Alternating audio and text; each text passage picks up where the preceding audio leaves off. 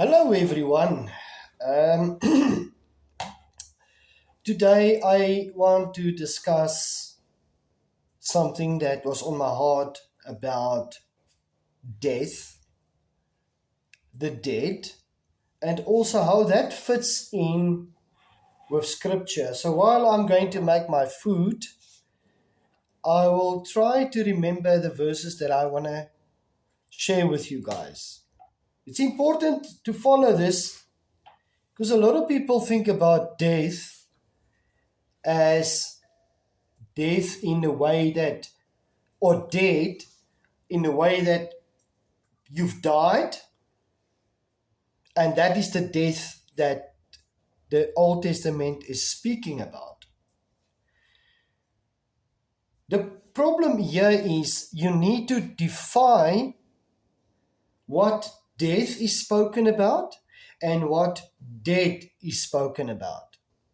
And this is important because sometimes the dead can mean dead in graves or dead in Sheol. Okay?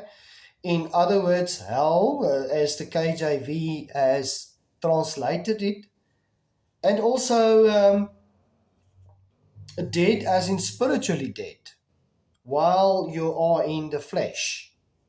So I'm going to try to discuss this with you in a sense to make sense of what, and this also comes together with the prophecy that God gave, that He said that He will come and redeem Israel. Now, the question we should ask is, how do God redeem Israel? Because God always had a vessel of redemption, like Moses, like Aaron, like Jacob, like Abraham, like, there's always a vessel that is doing the work of God. God needed a vessel because God is spirit. Okay. So redemption needs a vessel.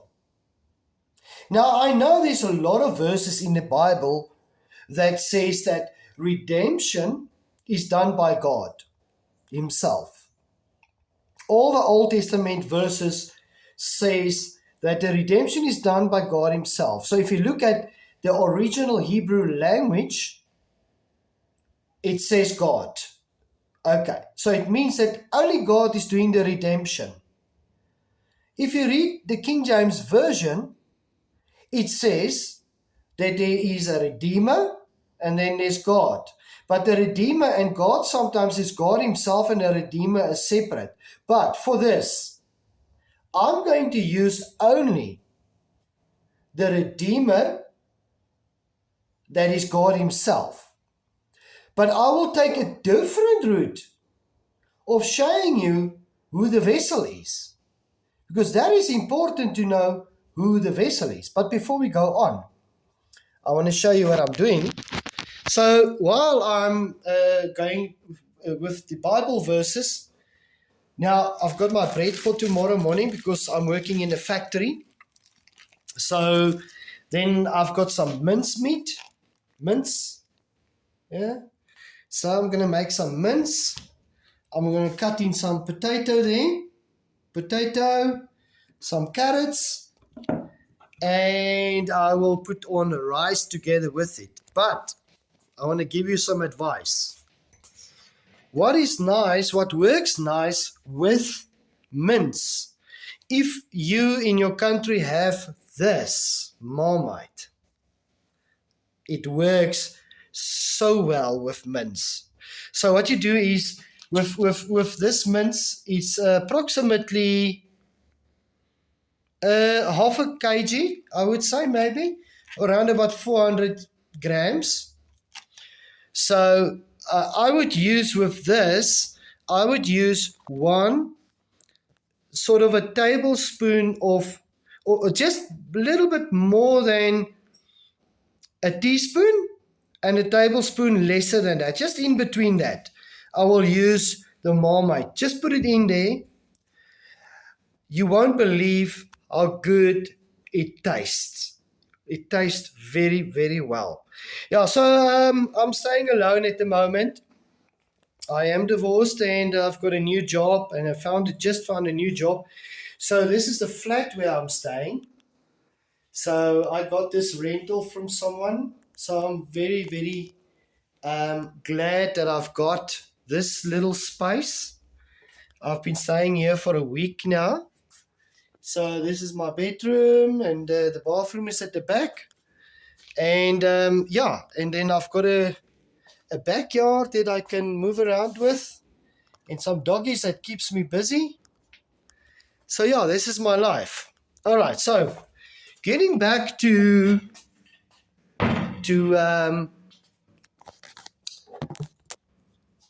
dead. Okay, so first of all, we need to establish what the dead means. So if we go to Ecclesiastes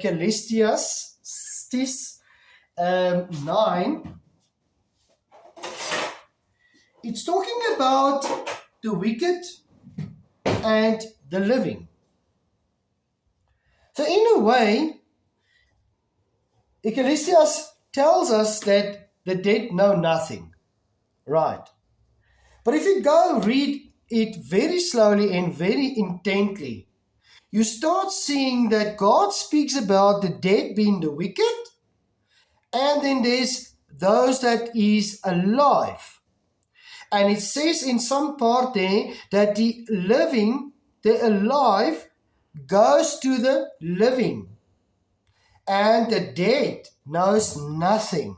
There's no memory of them. So it can be debated that it's still speaking about the physical dead. All right? So let me just cut this carrot.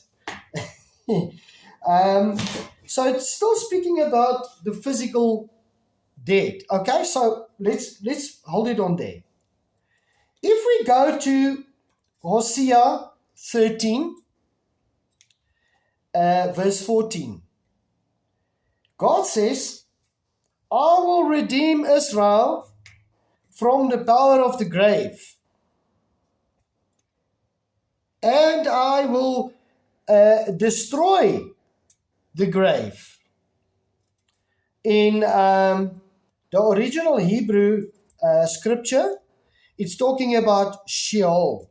So God says He's going to destroy the grave, which of course the meaning of Sheol is. Okay, so the grave and Sheol, in that sense, is the same place. Sort of, okay?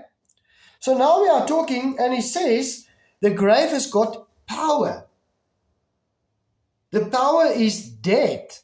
So the dead goes to Sheol. Okay, so hold that thought. So now God says He will redeem the dead from Sheol, and Sheol will be destroyed, the grave. So now we've got the grave, it's got a different meaning. The grave does not mean the tomb or being buried in the ground. The grave has got a different meaning. Now, who is redeemed? It's Israel. Why would they be redeemed? Does it say that the whole of Israel will be redeemed? Or will the dead be redeemed? Right. The next question we should ask, how do God redeem? Okay, so we've got death, we've got debt, and we've got redemption. Okay. So I'm going to go as it leads me. Luckily, I've got my carrot cut or done. So now after my carrot, I will actually use this. I can't remember what you call it in English. In my language, it's called a rasper. So I will do this carrot with that because I'm cooking for myself. It's a little bit difficult to cook for yourself, at least, because the advantage is a mince like this can last me 3 days by having the potatoes, the carrots, and some rice with it. And then I can also put it on my bread for like a lunch at work. So it can last me 3 days. And technically speaking, if I use this at $100, for example, that can cost me around $30. So money saver, I'm saying. So I'm not a rich man. I wish I was. I was once in my life, but lost it all. And I'm not really sad about it. I was sad. It took me 5 years to get used to be poor. Now, I'm not saying I was ever poor, but money-wise, I was poor. So poorness, in a sense, has got different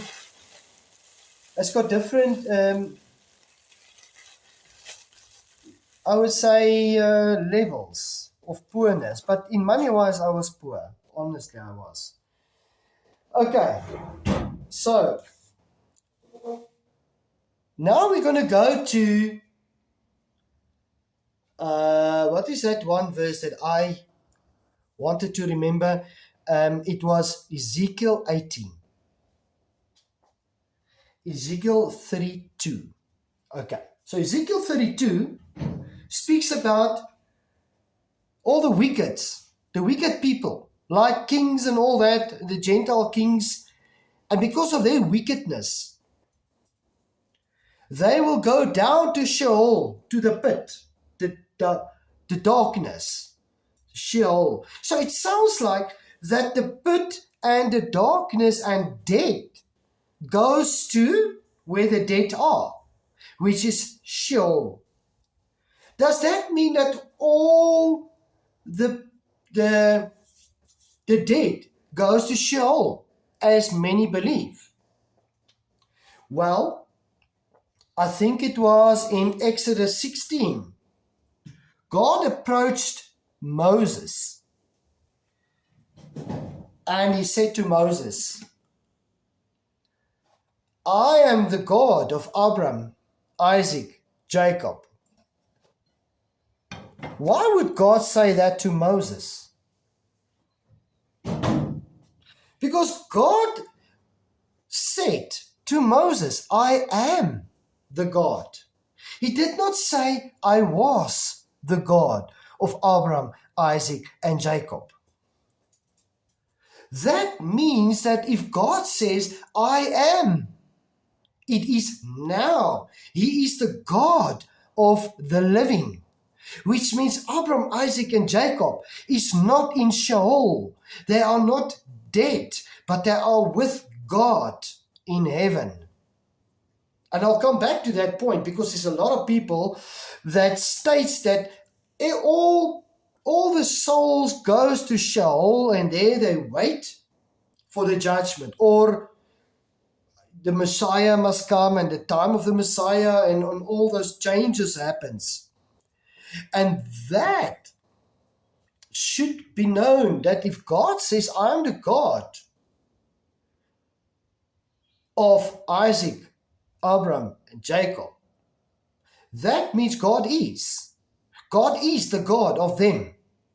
They are long out of the flesh. They've died already, but God is the God of them.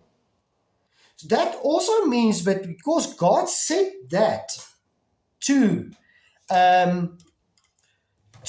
Moses, it means that God has already found them righteous, because God is the God of the living and not the dead. And there's a reason why I say this. Because if God had a covenant with Israel, and Israel did everything right by the daily sacrifices, let's mention the daily sacrifices. The daily sacrifices was either with a dove, if you didn't have a lot of money, or you can have a lamb, or whatever you need, it depending on your circumstances. With mine, if I was a Jewish person, I would have offered the dove because I don't have a lot of money. So I would just go and offer a dove, a daily sacrifice. But remember, if the husband of the house went to offer a dove, it wasn't for himself. It was for him and his family. That was for forgiveness of sins. The blood made them whole. Which means that if that guy went to the temple and he offered the sacrifice for their sins was forgiven. That means if that man turned around from there and he went home and he got a heart attack, that means he was righteous in the eyes of God. Now God becomes the God of, for example, let's call this man David. Let's just call him David. David went to do his daily sacrifice as what the law required of him. And for that, he became righteous and his whole family was forgiven. This means the promise of God was not to die and go to Sheol where the dead goes. It was to live. Because there's a difference being dead and know nothing, being wicked, going to the pit, Ezekiel 32, and then there. But then where did it change? Where did all of this change? Because now God said, and the redemption was either the daily sacrifices was for Israel, but also for a family that went to do the daily sacrifices, to offer to the priest. But then God said as a whole that he will redeem Israel. So that meant that all of the ones that actually needed redemption are those that is not with God, are those that is already dead in the graves. Hosea 13 verse 14. That is caught by the power of the grave. Sheol. Right. I hope you get my point so far.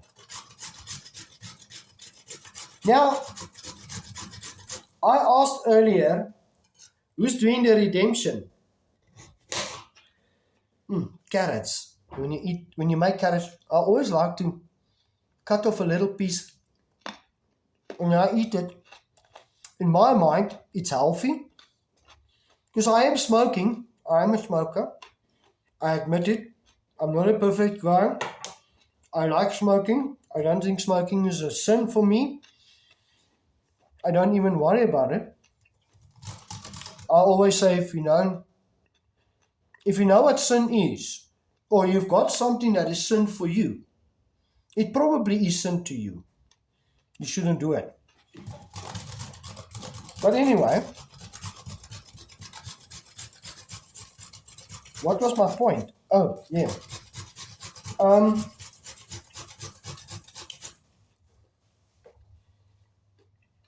If we think about this, we've got Sheol, we've got the living. Okay, so we've got Sheol, the dead, and then we've got the living. Right, I am the God of Abraham, Isaac, and Jacob. Not I was. So who's going to redeem Israel? So if you go and research Redeemer in the original Hebrew scripture, you'll find that it's speaking only about God all the time. Redeemer. So if you go and research Redeemer, there's about 52 verses that contains the word Redeemer. And there's different scenarios because at some points they are spoken about children who doesn't have parents, and they are redeemed then. God says they needed redemption. So there's a person, I think they call it Chol or something like that. Chol in Hebrew. That is a sort of a guy who acts as a redeemer for that orphanage children who's orphanaged. Okay. But then there's a redeeming for Israel. For the whole of Israel. Israel that was dead in their sins. And this is now where it's going to get interesting. So I'm going to take you another route now. If we go to, I must first clean this pot. I think the pot is clean, but it needs more cleaning. But okay, let me use the big pot rather, because I like to use clean utensils when I make food. Look at this one. This is a big pot. It's a big one. And this is hand-me-downs. So I still have to go and save money to buy a better set than this. But it works for me. I think it makes the food quicker as well. I'm not the best cook though. I'm finished with my carrots. So my carrots is finished.